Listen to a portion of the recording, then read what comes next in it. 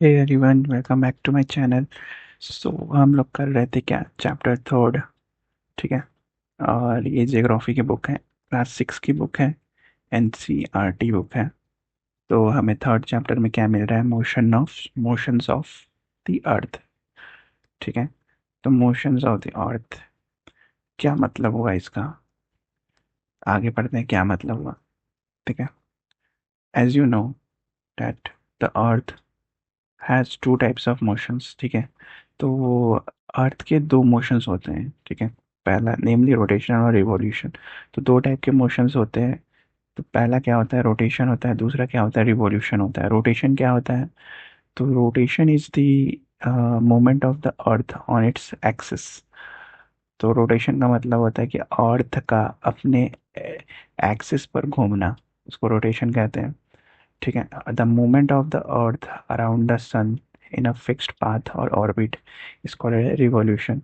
तो रिवॉल्यूशन का मतलब होता है कि अर्थ का सन के अराउंड एक फिक्स्ड ऑर्बिट में घूमना, उसे क्या कहते हैं, रिवॉल्यूशन। ठीक है। The axis of the earth which is an imaginary line makes an angle of 66.5 degree with its orbital plane। ठीक है।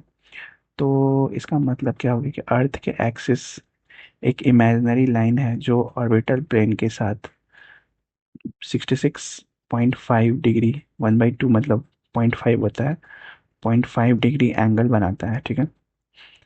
और एंगल बनाता है।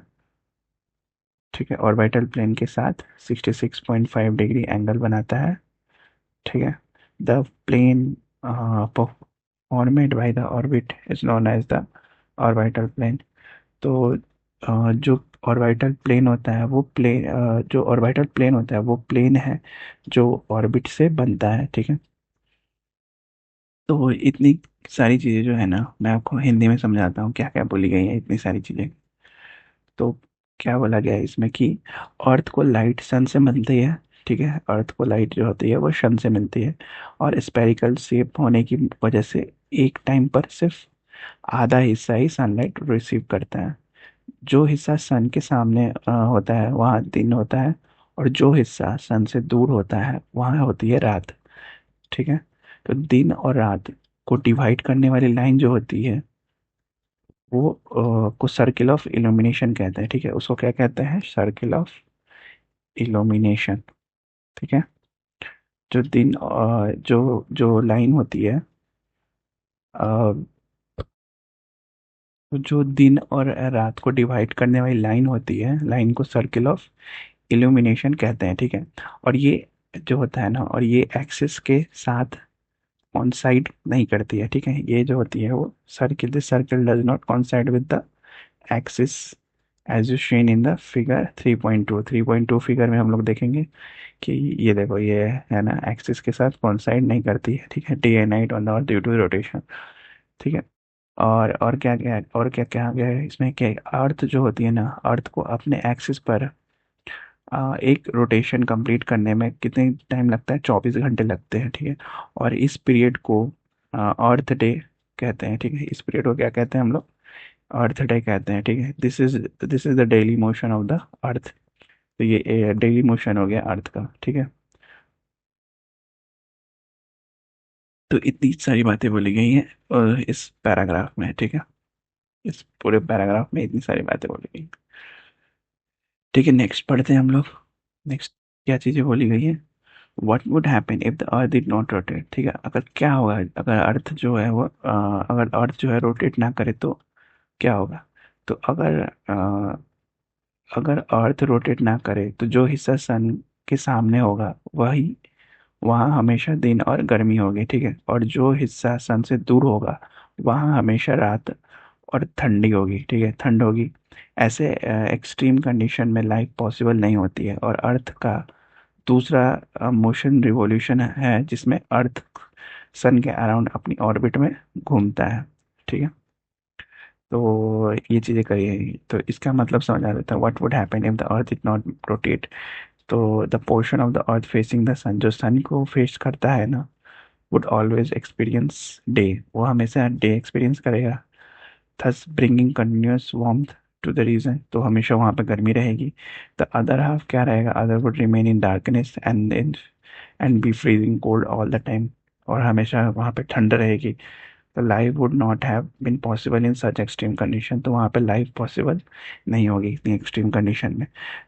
दूसरा दूसरा रिवोल्यूशन क्या है, दूसरा मोशन क्या है, the second motion of the earth around the sun in its orbit is called as revolution, उसको रिवोल्यूशन कहते हैं।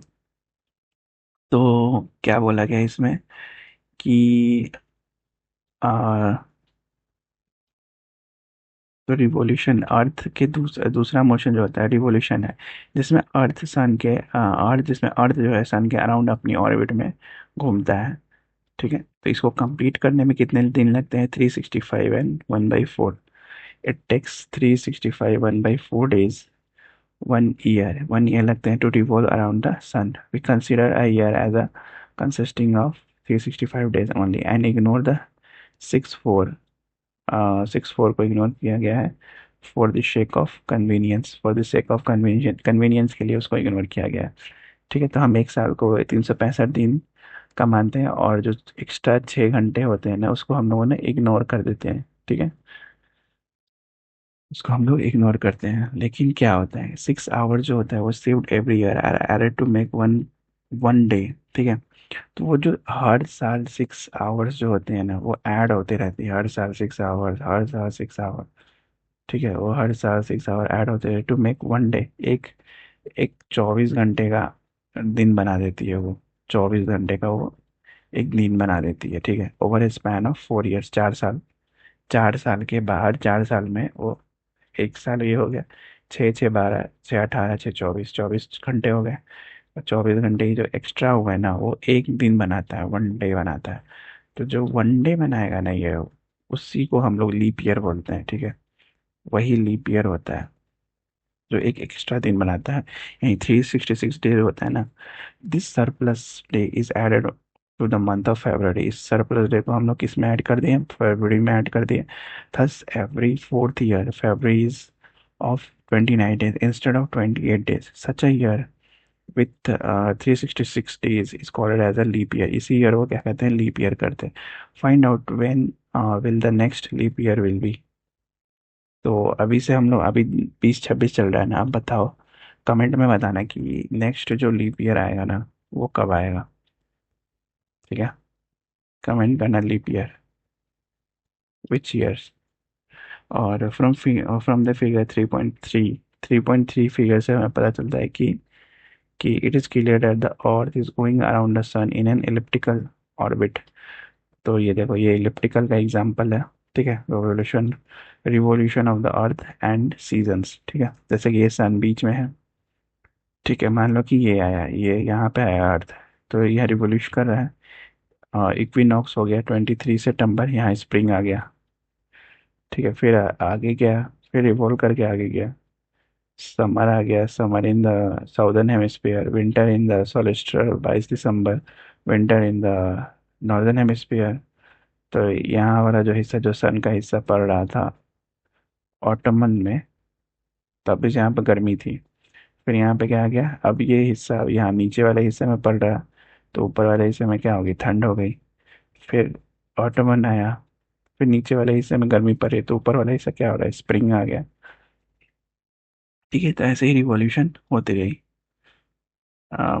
नेक्स्ट क्या है, notice that throughout this orbit the earth is inclined in the same direction. Earth जो होता है वो incline किया है, सेम ही डायरेक्शन में इंक्लाइन कर रहा है, इसी डायरेक्शन में इंक्लाइन कर रहा है। ठीक है, a year is usually divided into summer, winter, spring and autumn season. ठीक है, the season changes due to the change in the position of the earth around the sun। तो सीजन चेंज का हुआ जब पोजीशन ऑफ द अर्थ क्या हुआ, change हुआ, तभी सीजन चेंज हुआ। ठीक है, और तो इसी टिल्ट और रिवॉल्यूशन की वजह से ना सीजन बनते हैं, इसी टिल्ट और रिवॉल्यूशन की वजह से हमने क्या होता है, सीजन बनता है। तो 21 जून को नॉर्दर्न हेमिस्फीयर सन की तरफ इंक्लाइन होता है। ठीक है, ऐसे ऐसे होता है। ठीक, नेक्स्ट क्या है, look at the figure 3.2, you will see that the 21 June जो होता है वो northern hemisphere is tilted towards the sun. Northern hemisphere tilt towards the 21st June को northern hemisphere is tilt towards the sun. The rays of the sun fall directly on the Tropic of Cancer. As a result these areas receive more heat. ठीक है. अच्छा, तो इन सारी चीज़ों को हम लोग हिंदी में पढ़ते हैं. क्या है ये सारी चीज़ें? यहाँ तक, यहाँ 21 मार्च तक पढ़ेंगे क्या है ये सारी चीज़ें.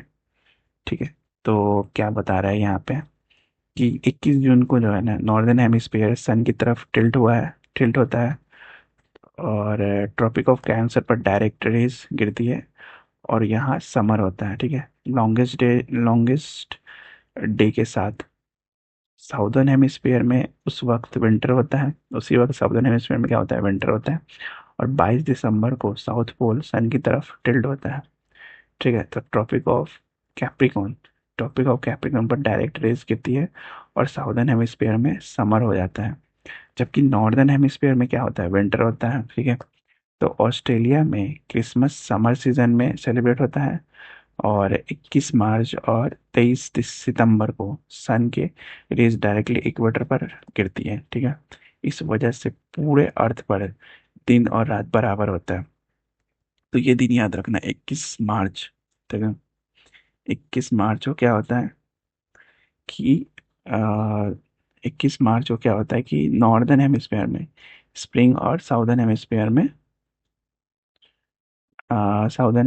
में ऑटमन होता है. जबकि 23 सितंबर को नॉर्दर्न हेमिस्फेयर में ऑटमन और साउदर्न हेमिस्फेयर में क्या होता है? स्प्रिंग होता है. इस तरह से तुम देखते हो कि रोटेशन से दिन और रात बनते हैं और रिवॉल्यूशन से सीजन बनता है, सीजन चेंज होता है. ठीक है. और मैं क्या बता रहा था, 21 मार्च को क्या होता है? 21 मार्च को होता है.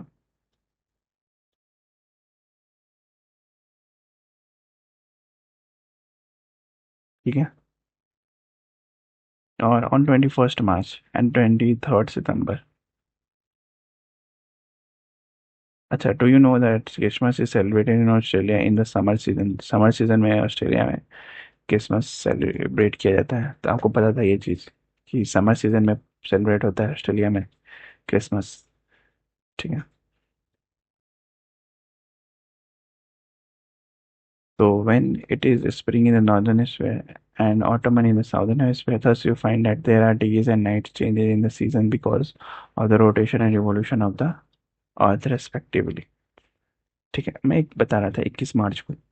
तो 21 मार्च और 23 सितंबर को डायरेक्टली रेज पड़ते हैं sun fall on the equator. ठीक है. एट दिस पोजीशन, इस पोजीशन में neither of the poles is still towards the sun, so the whole earth experience the equal days and equal nights. This is called as equinox. Equinox इसको बोलते हैं. ठीक है. Equinox में क्या होता है कि जो ये दो दो डेट में आती है, 21 मार्च और एक आती है सितंबर में, 23 तारीख को. ये इसमें क्या होता है कि जो रेज होती है ना, डायरेक्ट सन की जो रेज होती है वो फॉल करती है इक्वेटर पे, डायरेक्ट इक्वेटर पे फॉल करती है एट दिस पोजीशन. इस पोजीशन में क्या होता है कि neither of the poles is tilted towards the sun. तो इसमें तो टिल्ट होता है ना वो, ना ही neither of the poles is tilt towards the sun, sun की तरफ नहीं टिल्ट होता है. ठीक है. ये द होल, तो पूरा अर्थ जो होता है ना वो एक्सपीरियंस करता है इक्वल डेज एक्सपीरियंस करता है और इक्वल नाइट एक्सपीरियंस करता है. तो इसको क्या कहते हैं? इक्विनॉक्स इसको कहते हैं. ठीक है. बाकी सब तो हमने बता दिया. ठीक है. सपोज इन केस ऑफ 21 मार्च. यही थी इस पूरे वीडियो में, इस चैप्टर में. और कुछ तो नहीं है इसमें.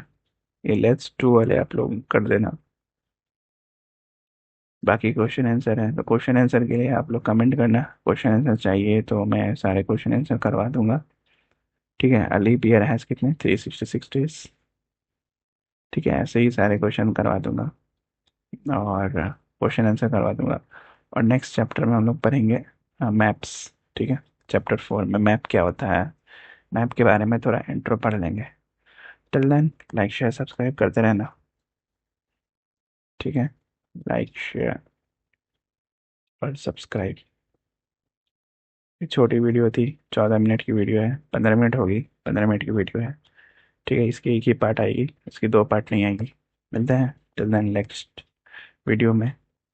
अपना ख्याल रखिए. बाय.